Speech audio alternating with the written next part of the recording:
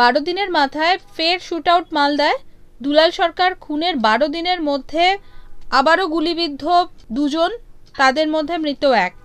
অভিযুক্তদের মধ্যে জাকির শেখ নামে এক ব্যক্তির নাম উঠে এসেছে, এখনো পর্যন্ত কেউ গ্রেফতার হয়নি। এই পুরো বিষয়টা নিয়ে কি বলবেন?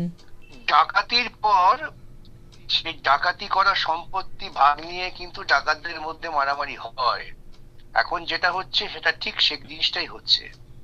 গোটা রাজ্য জুড়ে প্রশাসনকে ব্যবহার করে কাটমানি অর্জনের যে রাস্তা, সহজ রাস্তা তৈরি করেছিলেন মমতা বন্দ্যোপাধ্যায়, সেই ফল নিয়ে এখন মারামারি কাটাকাটি আর কিচ্ছু না। অবধারিত পরিণতি এটা, এবং এটাই হবে। কেউ রক্ষা করতে পারবে না, কেন ওরা বুঝে গিয়েছে যার যত দাপট তার তত কাটমানি বেশি। তাই এরকম কোনো নিহত তৃণমূল নেতা দুলাল সরকারের স্ত্রী তিনি আজকে বলেছেন যে এই একই ঘটনার পুনরাবৃত্তি পুলিশ কি করছে? পুলিশ কি করবে? পুলিশের উপর তো নির্দেশ আছে না। পুলিশের উপর নির্দেশ হচ্ছে তৃণমূলী দুর্বৃত্ত হলে তাকে রক্ষা করো। এখন পুলিশ বেচারা তারা বিপর্যস্ত হয়ে পড়েছে। কে তৃণমূলী দুর্বৃত্ত, কার কত বেশি ক্ষমতা, সেই হিসেবটা করতে ওদের সময় যাচ্ছে, সেই জন্য কি ব্যবস্থা নিতে পারছে না। কিন্তু একটা বিপুল পরিমাণ সংখ্যাগরিষ্ঠতা নিয়ে তৃণমূল কংগ্রেস একাধিক নির্বাচনে ক্ষমতায় এসেছেন, কিন্তু তার মধ্যে এই যে পুরো বিষয়টা, এ কিসের ইঙ্গিত? আবার তো বলছি, নৈরাজ্য তৈরি হয়েছে, নৈরাজ্যের অবধারিত পরিণতি খুনোখুনি। সেই খুনোখুনি চলছে এবং চলবে। পরিকল্পিতভাবে এ রাজ্যে নৈরাজ্য তৈরি করা হয়েছে, পুলিশ প্রশাসনকে অকেজো করে রাখা হয়েছে এবং সরাসরি মুখ্যমন্ত্রীর নির্দেশ ছিল তৃণমূলী গুন্ডাদের রক্ষা করতে হবে। আমরা এটা প্রতি পর্যায়ে লক্ষ্য করেছি। এখন এদের মধ্যে খুনোখুনি হলে পুলিশও খুঁজে পাবেন না আসলে কে কার মুখ্যমন্ত্রীর কত কাছে, তাই পুলিশ করে ব্যবস্থা নিতে পারেন না। খাস শহর কলকাতায় আমরা দেখেছিলাম যে মাত্র কিছুদিন আগেই কসবাকাণ্ডে সুশান্ত ঘোষের ওপর শুট আউটের ঘটনা, তারপর মালদায় দুলাল সরকার এবং তার 12 দিনের মধ্যে আবারও এরকম একটি ঘটনা। তাহলে কি শীর্ষ নেতৃত্বের কথাও কেউ মানছেন না? শীর্ষ নেতৃত্ব কথাই তো মানছে। শীর্ষ নেতৃত্বই তো শিখিয়েছে যে কাটমানি উপার্জন করতে হবে, যে পদ্ধতি হোক। যে দলের নেতা অনুব্রত হয়, যে দলের নেতা শাহজাহান হয়, যে দলের নেতা মমতা বন্দ্যোপাধ্যায় হয়, যাদের পুরোটা উত্থান হয়েছে বেআইনি পথে বেআইনি টাকার উপর নির্ভর করে, সেই দলের শীর্ষ নেতৃত্বের কথাই তো তারা মেনে চলছেন।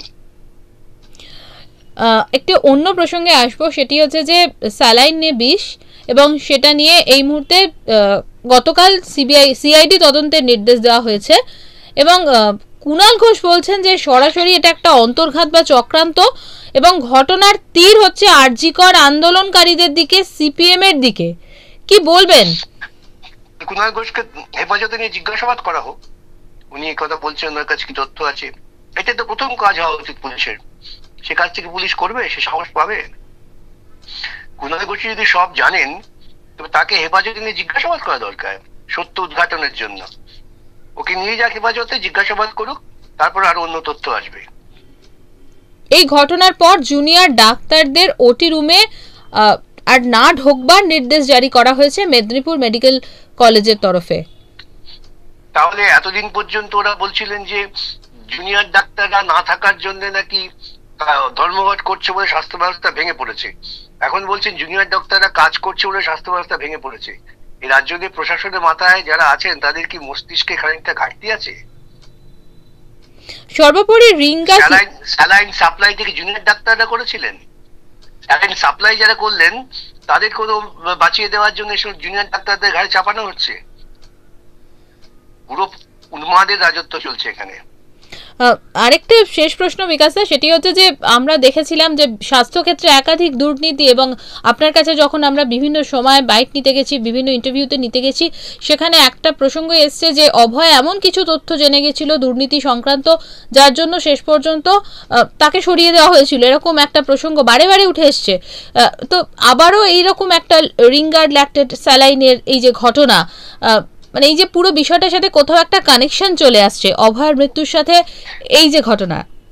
দেখুন, যদি নীতিবোধ থাকতো এ রাজ্যের স্বাস্থ্যমন্ত্রী নৈতিক দায় নিয়ে পদত্যাগ করা উচিত ছিল বহুদিন আগে। একের পর এক ঘটনা ঘটে যাচ্ছে আর তারা গপ্প করে বেড়াচ্ছেন, আর ওদের একজন মুখপাত্র তিনি বলে দিচ্ছেন কে কি করেছে না করেছে। এদের প্রত্যেককে হেফাজতে নিয়ে জিজ্ঞাসাবাদ করা উচিত, তবেই সত্য বেরোবে। ধন্যবাদ বিকাশ দা, অনেক ধন্যবাদ।